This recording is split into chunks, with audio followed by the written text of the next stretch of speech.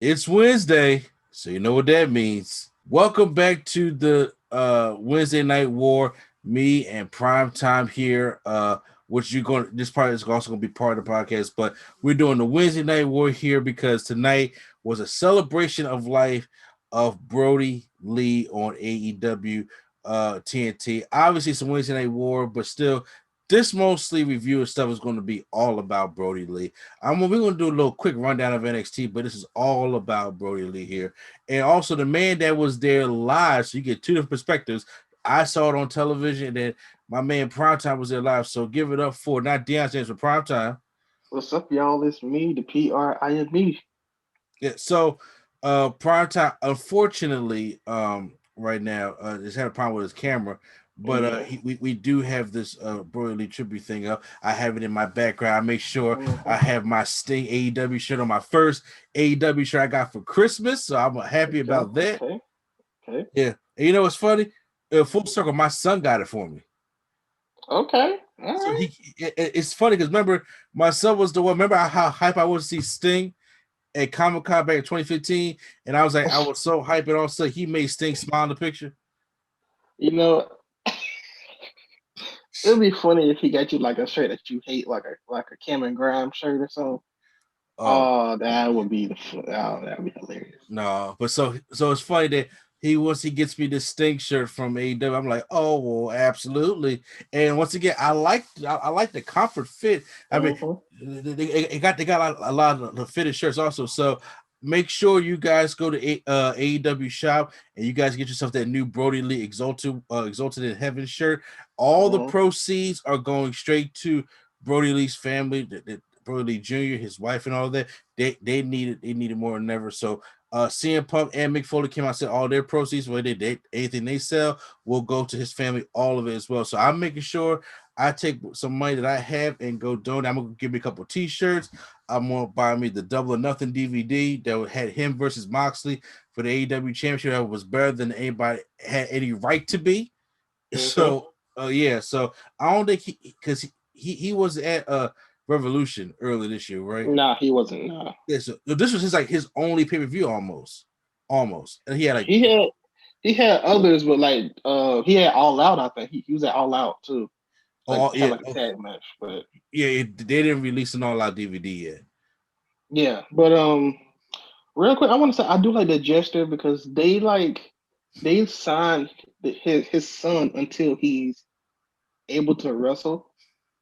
So like he's gonna be like basically getting paid kind of. It says Brodie Lee Jr., but it's basically they just basically put his name on it to give them money until at least he's older. That's And then crazy. they said if he wants to wrestle, then he's gonna be under an actual contract. So they're He's generous to young their too, word. so he got teeth. Yeah, So he gonna be making some money for them for a while. yeah, yeah. I mean, when you're nice, people don't mind doing a gesture. So I mean, I say, if you just be a good human being on this earth, I mean, you reap what you sow. It comes back tenfold. I strongly believe in the karma thing and in the good karma. And honestly, I felt as though the WWE, I was a little disappointed. I'm not gonna say angry. I was still disappointed in the way that they handled the tribute on Monday. They really didn't do one. They just had a oh, little. I, I told you they wouldn't do no 10 bell salute. I would have liked it, but they not doing no But 10 however, bell there was salute. reports that they're recording something. So I think they're either going to make a WWE 24 because they had cameras back there on Raw. They're gonna have cameras back there on SmackDown. They record a lot of stuff. So I don't know if they plan on doing like a WWE 24 for Luke Harper, or if they're going to do a documentary for Luke Harper, or something along the lines of Luke Might Harper do or like video. a like how they did later, like a Luke Harper was just so this he was just so inspirational. They might do something like that, like just have people sit down and talk. Yeah, so so we don't know, but real quick, it is the Wednesday Night War. NXT happened tonight, but NXT's biggest show is not going to come until next week, which is the New Year's Evil. But that's also going to be collided with AEW's show that they have also, which is the New Year's Eve Bash. So New Year's Dash. New Year's Bash. So real quick, when it came to NXT, I'm gonna blow through this real quick because we know what it's all about here. We had Bronson Reed taking on Isaiah Swerve Scott. Bronson Reed wins with the splash on the top rope. Shotzi Blackheart wins the breakout star of the year. Of course. No There we go. surprise there. Breezango takes on the Grizzled Young Veterans. Grizzled Young Veterans pick up the win. The match is all right. Zia Lee and Boa return next week. I do believe all the segments that they had leading up to it was actually pretty dope. So seeing them back next week, hopefully they win. We'll be fine. Okay. Undisputed Era wins the tag team of the year. I think it's like the third or fourth straight year. Yeah, I know, because what other tag teams are there really much on NXT that people care about? Mercedes Martinez beats a jobber to send a message to the women's division. The best thing she ever could have did was leaving Retribution. So she was cool. For the women's superstar of the year goes to Io Shirai, and the male superstar of the year goes to Adam Cole. Fun fact though, Keith Lee was nominated. So I was like, oh, that's pretty dope. I was kind of pulling for Keith Lee, but he didn't win. We have Roderick Strong taking on Pete Dunne. Match is really good. Pete Dunne wins with the bitter end on Roderick Strong. We get a little promo kind of thing of Tommaso Ciampa and Timothy Thatcher preparing for the fight pit. They're bringing back the fight pit at New Year's Eve, so it's going to be Ciampa and Thatcher in the fight pit. I love the one with Thatcher and Riddle. Who won that one again? Huh? Did Thatcher win or did Riddle win? Thatcher won that one. Okay. So that might just be his match, his Lions Den or something. Yeah. New Year's Evil got a damn good card. Mm-hmm. I don't know if you heard the card, but it's a pretty good card. Yeah, I've heard the card, but I know they are competing with AEW New Year's Dash as well. So it's gonna be. AEW had a damn good card too. I'm just like, man, now next week is going to be an actual war, but this week it's all about AEW. But Kyle O'Reilly and Finn Balor have a promo because they won Match of the Year for NXT, so that was dope. And, they did, huh? They did. Yeah, they did for NXT. See, I'm not hating on NXT, but I don't know about that being the Match of the Year. Which one did you like better? Not even talking about the War Games. I'm just saying I don't know. I feel like that was a good match. I just feel like the magic was missing compared to other matches. It's probably because they both got injured. Probably, and they kind of had to rush to finish. So yeah, maybe that's it. Maybe.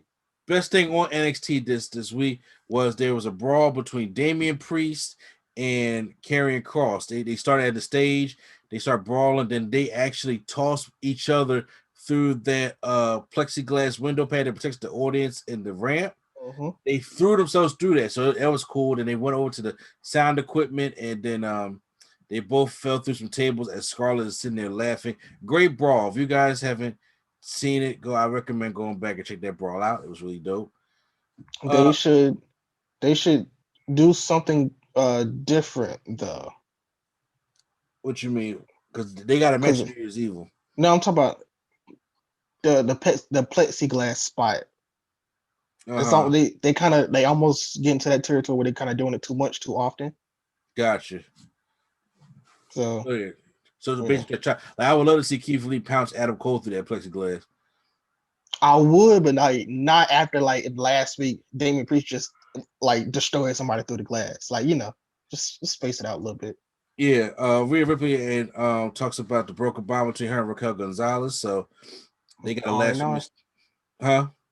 They used to be R&R. They was not a tag team, they best friends in real life. So it was they used to tag all the time on the photo loops, live shows. Yeah, they did that. So this is last one to stand in the next match of New Year's Evil. We have Graham and Alik and Lince Dorado taking on Legado del Fantasma. All right, just real quick. I was at AEW and my cousin called me and said, I'm about to turn the station. They got Grand Met's League coming out on NXT. I'm turning the station. I was like, okay.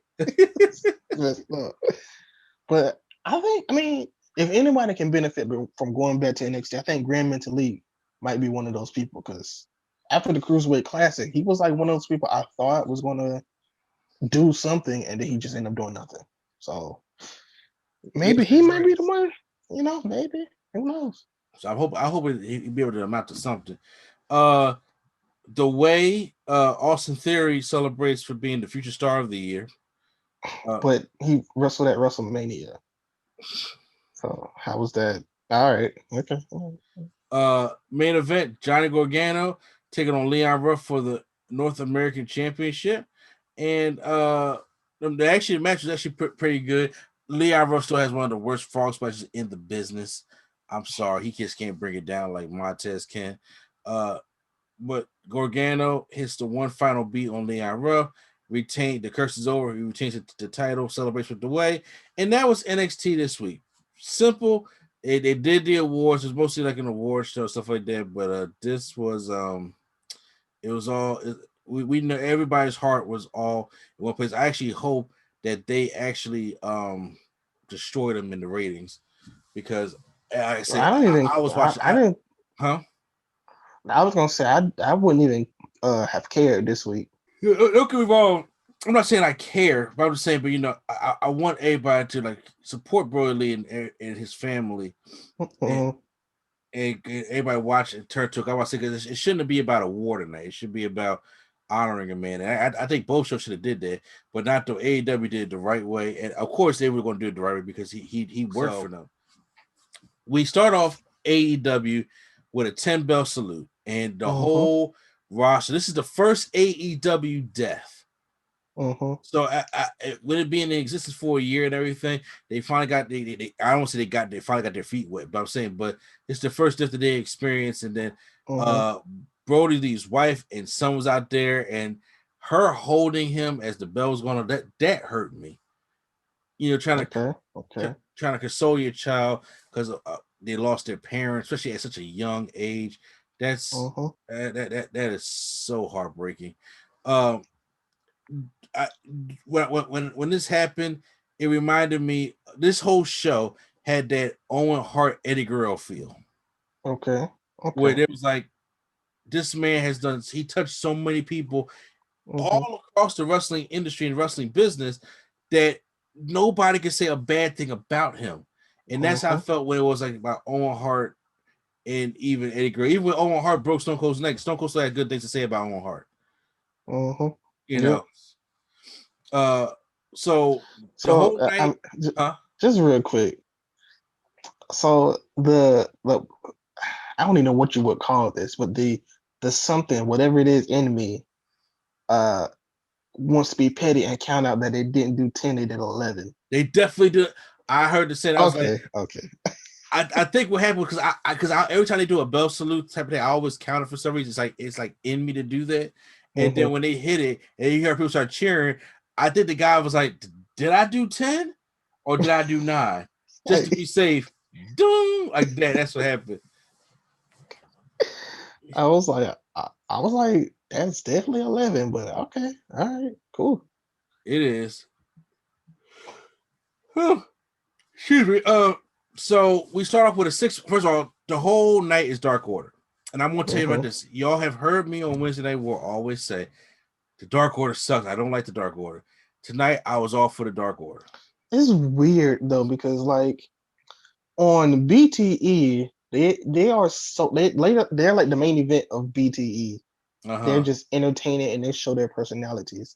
They don't really show their personalities on screen, or it's start to transfer over more, but like for weeks, months, they were like over on BTE and then they just didn't even use them. And now they're kind of getting their feet wet, kind of doing more things. But tonight was all Dark Order, and like I said earlier, his son -1 or -1, -1, Brodie Lee Jr. Booked this whole show, so I like that. I love that. So he got to see some of his favorite wrestlers team up together. They were all tag team matches tonight, player. So he got to see some of his favorite people go up against each other. The Dark Order, like I said, they're supposed to be heels. They all had they were always on a team or something like that. So we start off with a 6-man tag match. It's Private Party and Matt Hardy taking on the Young Bucks and Colt Cabana of the Dark Order. Huh? Boom, boom. Boom, boom, boom. Very exciting matchup at the beginning. These guys are obviously filling in with the crowd, tributes to Brodie Lee and stuff like that. We're doing Colt Cabana does a moonsault to the outside, takes everybody out. As Private Party is getting the upper hand. Matt Hardy comes up with a chair, and then Marquez like, no, we're not going to even do it that way. Which causes a slight distraction. Matt Hardy gets knocked down at the top, and then Coco Cabana gives Isaiah Cassidy that drop across the top rope thing. That looks brutal when you do it. And then the Young Bucks super kick Mark Quinn, got him up in the tombstone, goes down for the Meltzer driver. Or they still call it the Meltzer driver? One is the Meltzer driver, one's the Indie Taker. That what they did was the Indie Taker. Indie Taker, okay. It's the Indie Taker. And then for some reason, I can't tell you why, I love this move. I love the Superman pin. I love it. Well, I knew from when they booked it, if they had a Dark Order member and then whoever, I already knew the Dark Order member was gonna get the pin. Yeah. So I thought Colt was gonna do like an elbow and roll him up or something, but it makes sense for him to do that type of pin. You know, in the type of especially after the Indie Taker. So yeah, everybody do their move. You just come in and like how that one spot where whoever was pinning Big Show, like it was Shawn Michaels and Matt Hardy and Edge, and all them jumped on top of him. Yeah, something like that. I feel like it's what kind of happens in those type of matches. Yeah. So after the matchup, the Acclaim come out, saying start to rap and stuff, but they come and get super kicked by the Young Bucks and they get beat up. So we still try to do a little healer stuff on the show, try to advance storylines a little bit, but it really doesn't really matter. But they beat them up. So then we start getting to talk. Oh, by the way, I skipped this. I shouldn't have skipped this. But before the 6-man tag match, Jon Moxley was talking. He wasn't there. I'm pretty sure I took Jon Moxley not being there kind of like remember when Kobe died and Carmelo couldn't play? Okay. Because Carmelo and Kobe were that close. They was getting even closer. Moxley and Brodie Lee had been wrestled at CZW. They have wrestled so long in there, and then he said in stadiums he couldn't mention WWE, but remember they had that all night long hardcore match in 2016 at Extreme Rules that literally lasted the whole fucking night. So and Dean Ambrose and Luke Harper got history over there, especially with the Wyatts and the Shield stuff, and then you got the Brodie Lee and Moxie stuff over here too. So it's like it was a lot of stuff that was happening. So I actually think he's just in Japan. Oh snap! Damn. Okay, that too. Nah, because he has to defend his title sooner or later. I mean, this man had it for over a year and didn't defend it like none. So I just thought he would be in Japan because they got a show on the 4th. Yeah. So maybe you're right. Maybe not. Maybe he just selling the loss of the title and just taking time off. You know how they got to make a big return eventually. Exactly. But I said all this to say because we started with the interviews. That's what I say. It made it feel like a lot like the Owen Hart Eddie Grove tribute show where they would do the interviews in between. Darby Allin said that Brodie Lee didn't had no ego at all. He came in and wanted to help the younger guy, and it's a match that he wished opponent he wished he could have wrestled. Darby Allin and Luke Harper Brodie Lee match would have been great because I've seen Brodie Lee and Orange Cassidy, which is actually pretty good. Yeah, so 6-man tag match. Evil Uno, Stu Grayson, and Lance Archer, who comes out in the old Luke Harper gear. That made me like Lance Archer a little bit more tonight. Nah, Lance Archer is cool. Then you got Jake Roberts. You know what? Okay, I just gotta say this real quick before we even start. I forgot whatever week it was that we took off from doing these. Yeah. Jake at a live show. I don't even know if this is on TV. He took a bump. That's it. I missed it. I didn't see it. Okay, it must have been not on live TV. It must be like during the commercial. So he actually took a bump, like an actual somebody beat him up. I forgot what he did to him. They slammed him or something. He took a bump. I was like, they got Jake out here taking bumps. What? He tried to end the year out strong. I think it was Ricky Starks hit him with a super kick or something. He fell into the. I was like, okay. No, okay, yeah, I definitely missed. I definitely missed that. Versus Eddie Kingston, the Butcher and the Blade. Eddie Kingston comes out. The mic's not working, so he grabs the mic and says, "Brodie Lee, I love you, but the Dark Order is nothing." After we got all this stuff out the way, the Dark Order is nothing without you, which they really aren't. So I don't even know what's going to happen with the Dark Order after this. I mean, they probably gonna still be a thing. I'll say that to the end of the show to tell you what I think, but you keep on in the match. Yeah. Basic matchup here. You know what I'm saying? Lance Archer shows he does the. Remember when Luke Harper would do the Undertaker thing, but he would walk across the whole ropes. Yeah, this man did a Yeah. yeah. So this man he does it and says, "Let me get Indy for a minute, do a moonsault on him." I was like, "Oh, I didn't know he had the moonsault in him." So I think he legit pops like Jake Roberts and Stu Grayson. I think they legit didn't know he could do that. exactly. So they win the match with the Brodie Slam like he used to do, and then the Dark Order wins. Yeah, Along I don't know with what they finish it called. The Fatality, I think, where they have yeah, the one dude has him in the little parabol. I don't know what you call that. But then he flips over and does the cutter. So, but yeah, it's something, but you know what I'm saying, it's effective. After the yeah, matchup, they all start attacking Eddie Kingston, and then oh wait, here comes Jake Roberts. I thought he was gonna hit a DDT. I thought he was gonna hit a DDT, but he he doesn't. should have. He should have, but he got to save them on pay-per-views. I'm Yeah, pretty sure he'll do it on the pay-per-view. he turned around and did like a little clothesline. I don't know if that was in honor of Brodie Lee or not, because he does a It disrespect. might have been because he would have did a regular clothesline. He had to put a little spin on it, so he probably. Oh, he put some stank on that, Joe. He put some stank on that. I was like, oh, he. But yeah, Then he talked to some random superstars from like Scott Dawson. It's not Scott Dawson, but yeah, Cash Wheeler, Cash Wheeler from Harwood. FTR, Arn Anderson, and then there's the referee who was really shaken up about this whole thing. And Bryce, Remsburg. Yeah, said if you had a Mount Rushmore of dads, wrestling dads, he's on that Mount Rushmore, and I would agree. Him and Titus O'Neil are the people that came to my mind. Okay. Why Big you Man Titus. Big Man Titus. Okay. Oh, because Titus be winning Father of the Year awards, stuff like that. Yep. So okay, yeah, I'll say Brodie, Titus. I don't know. I gotta think. I gotta really think on it. I gotta think, but maybe Kofi. Maybe Kofi. Yeah. But yeah. So now we have another 6-man tag match. This one to me was the best one of the night. We have Adam Page, John Silver, and Alex Reynolds taking on MJF, Santana, and Ortiz. MJF has the Pride and Powerful headband on and the Puerto Rican tights. So he's in there. So John Silver also has his tribute, not his tribute Brodie gear, but like they was playing at an angle to wear the same gear, and they just never got to do it. So yeah. So yeah, John Silver, it had like the Brodie Lee gear on. I like at the beginning of the match, he take the pile of papers and throw it right at Santana and Ortiz. Yep. Being a league gimmick, stuff like that. So this is a match of like MJF is just healing up to Brodie Lee Jr. the whole night. I was just like, oh, we really about to do this heel shit right now? Well, I think they got like a thing. That might be his like low key favorite wrestler, like in general.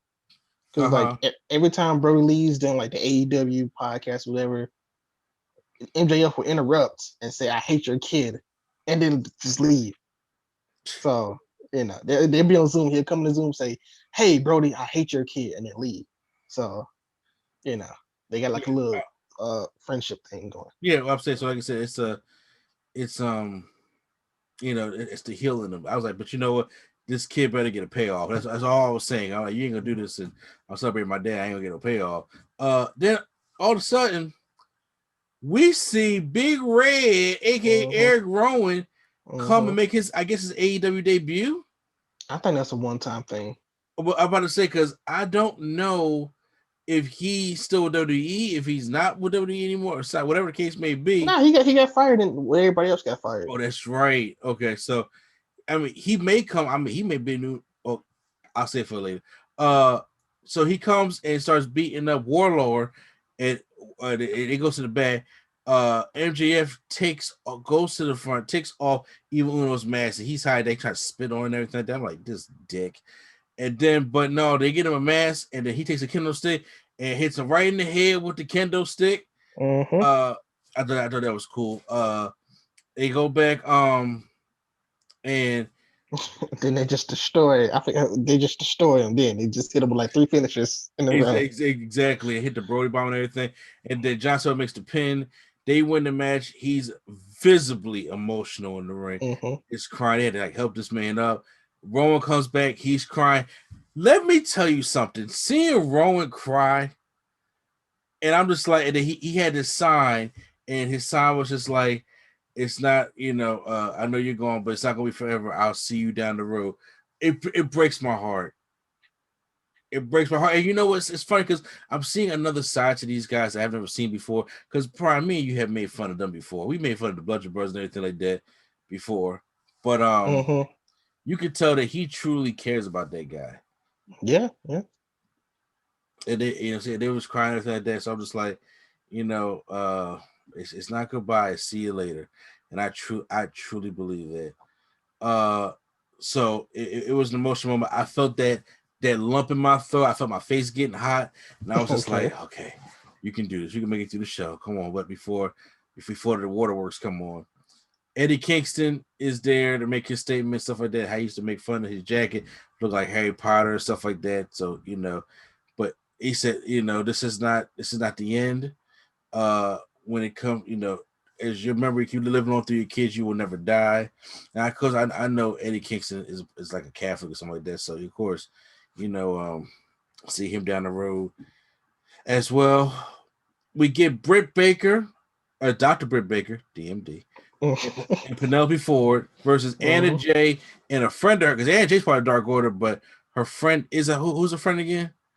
Tanara Conti. It's Tanara Conti. So they had a match. Obviously, the match is very forgettable of what thing's going on. It's just all about the tribute. Dark Order wins, obviously.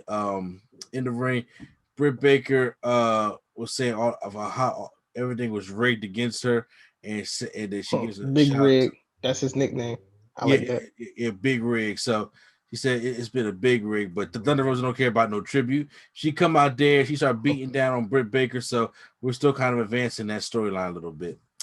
Favorite story of the night. So Jericho comes on, and Jericho's like, so Excalibur, he got the numbers and everything. Him and Brodie Lee have wrestled about 27 times. And he said he remembers one of the times that he counted was in Saudi Arabia. So that sweet Saudi money.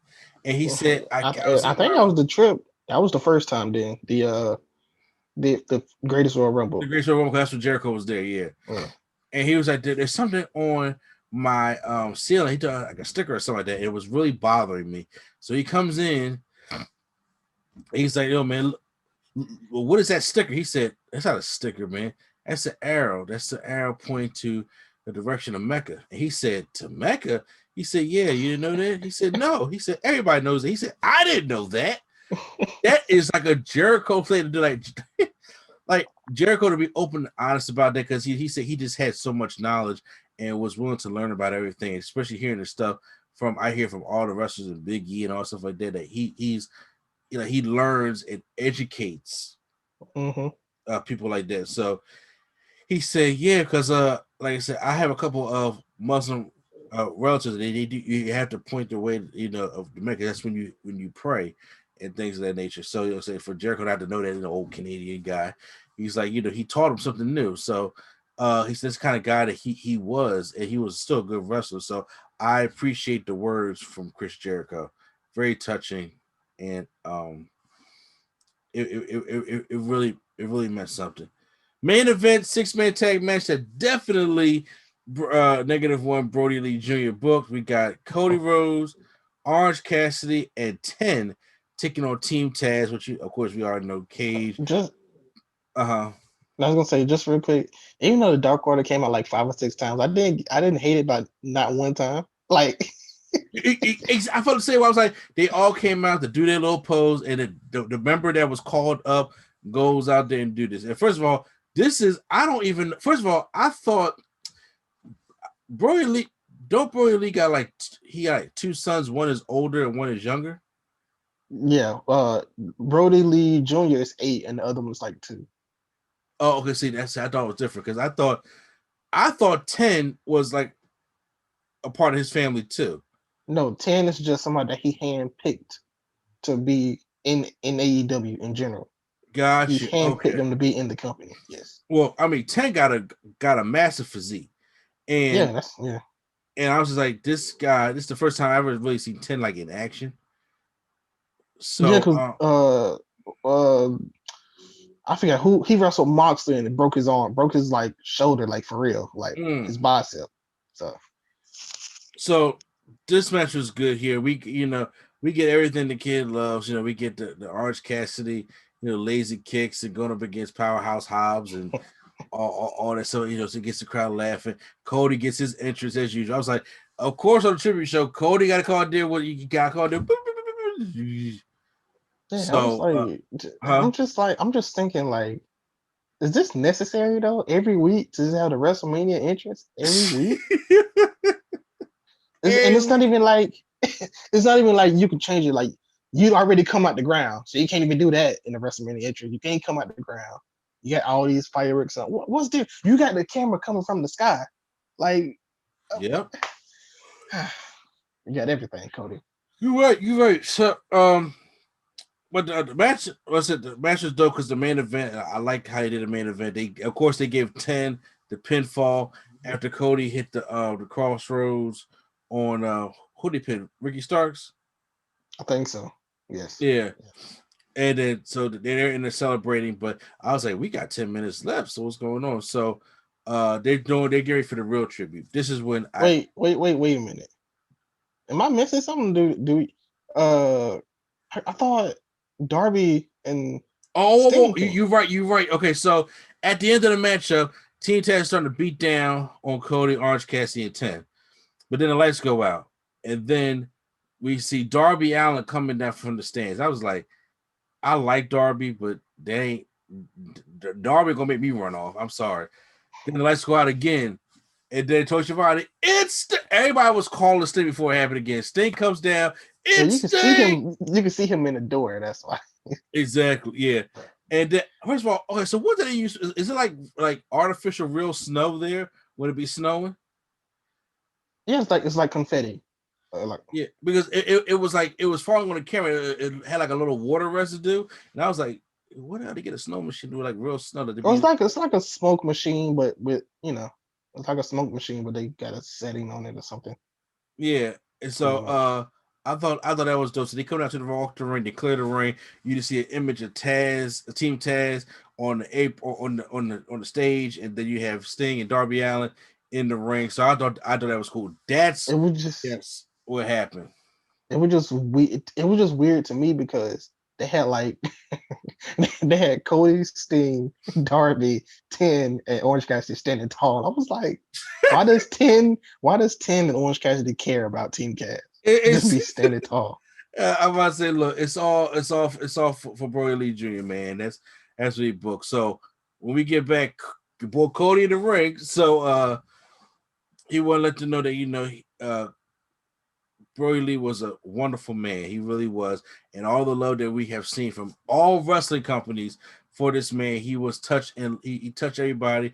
He loved everybody. There's not a bad thing to say about this guy. And it's just truly heartbreaking. He said, but the legacy is going to continue through this guy. He brings out Brodie Lee Jr. And my God, when he came out there with his wrestling boots, I said, oh my God, you got to hang up the boots, bro. It's something about when people put their shoes, like retire their shoes, it gets me emotional. Real quick, we had a guy in Boscov's. Okay. I used to work at Boscov's, right? And I used to work in the receiving department.